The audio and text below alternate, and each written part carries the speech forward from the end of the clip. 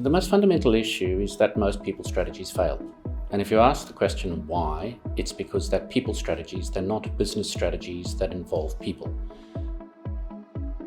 What we need to do is move fundamentally and critically away from separate people strategies that are run by a people function to a strategy by the leaders in terms of what we need to do differently with and for and by our people to deliver the overarching business strategy. If you ask the vast majority of people in a people function if they've read the P&L, if they really understand the balance sheet, if they truly understand the impact of cash flow, if they understand the people assumptions and all the numbers, most people in the people function have not been developed to really understand the connection between the business and those systems and processes that they build.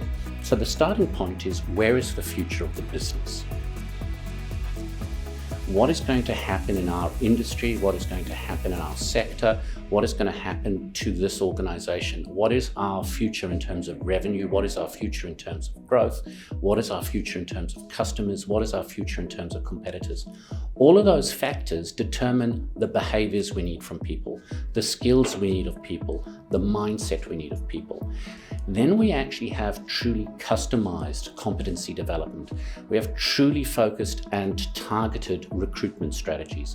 We really do manage mobility more effectively. Our succession is really fit for business, not fit for process.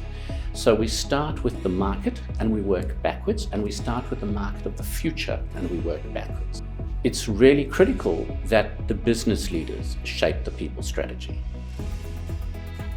It shouldn't be done by or to the business leaders by the people leaders. The people function is a specialist function. It's absolutely a professional function, but it's there as advisors, as guides, as mentors.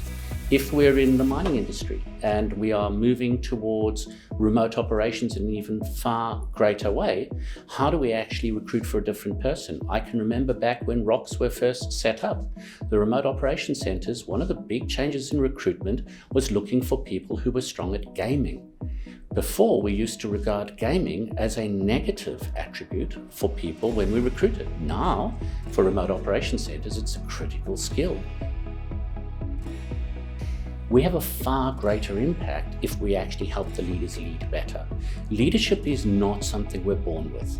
Even the greatest leaders in the world, the ones that we all admire or aspire to, were not born leaders. There is no evidence to say we are born as leaders. We learn and grow. Some learn and grow early in life, some learn and grow later in life. Our role in the people function is to help leaders learn and to help leaders lead. The most successful leaders thrive in the complexity. They thrive in the diversity of individual psychology.